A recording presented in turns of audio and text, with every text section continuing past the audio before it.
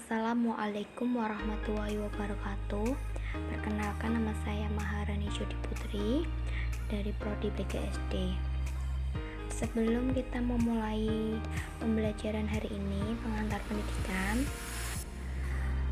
marilah kita ucapkan bismillahirrahmanirrahim. Semoga apa ilmu yang kita pelajari, semoga kita menjadi orang yang lebih baik lagi. Semoga ilmu yang kita pelajari lebih bermanfaat dan berkah buat kita semua. Salam hormat, selamat malam buat Bu Rida selaku dosen yang mengajar pengantar pendidikan.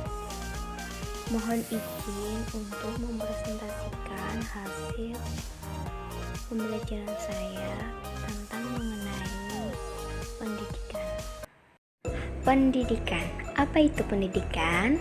Pendidikan adalah hal wajib yang dimiliki oleh semua individu. Di dalam ajaran agama menganjurkan agar setiap individu wajib mendapatkan pendidikan. Pendidikan melalui jalur formal, informal, dan non-formal. Pendidikan dalam lingkungan keluarga atau disebut juga dengan informal memiliki peran yang sangat penting. Ini karena setiap individu mendapatkan pendidikan yang pertama itu berasal dari lingkungan keluarga.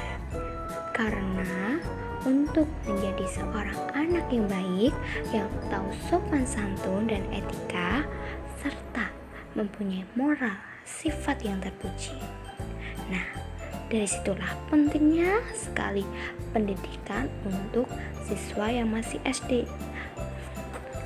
Karena siswa SD itu lebih mudah dipengaruhi, karena untuk wajibnya orang tua itu harus mendidik anak-anaknya supaya menjadi lebih baik lagi dengan melalui pendidikan informal itu tadi.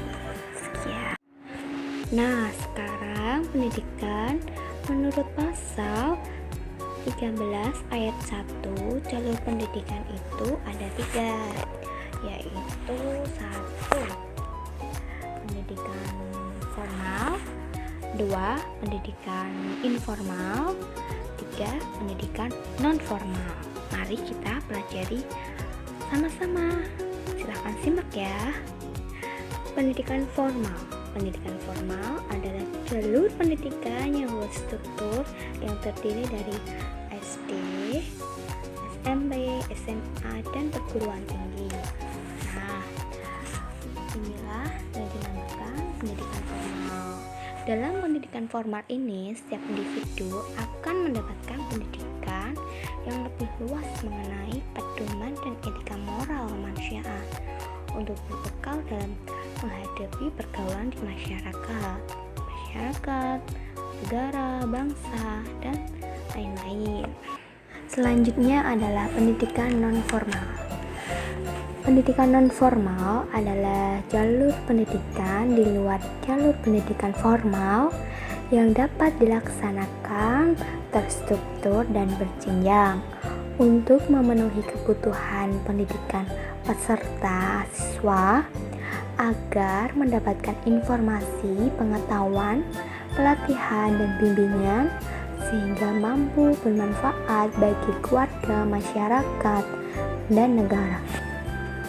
Sebagian contoh pendidikan formal yang bisa membentuk pengetahuan, latihan, bimbingan itu melalui dengan siswa dengan melakukan pendidikan pelatihan tari, menjahit, melakukan les, bimbel, dan mengaji.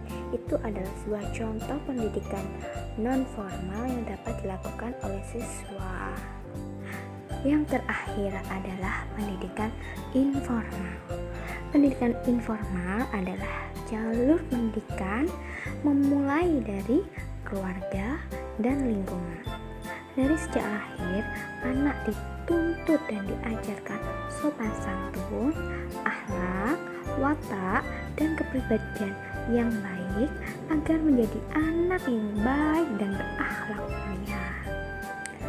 Nah, nanti sehingga setiap siswa atau anak kecil kecil yang memperoleh nilai, sikap, keterampilan, dan pengetahuan yang bersumber dari pengalaman hidup sehari-hari itu akan berpengaruh bagi dirinya, karena pengaruh lingkungan adalah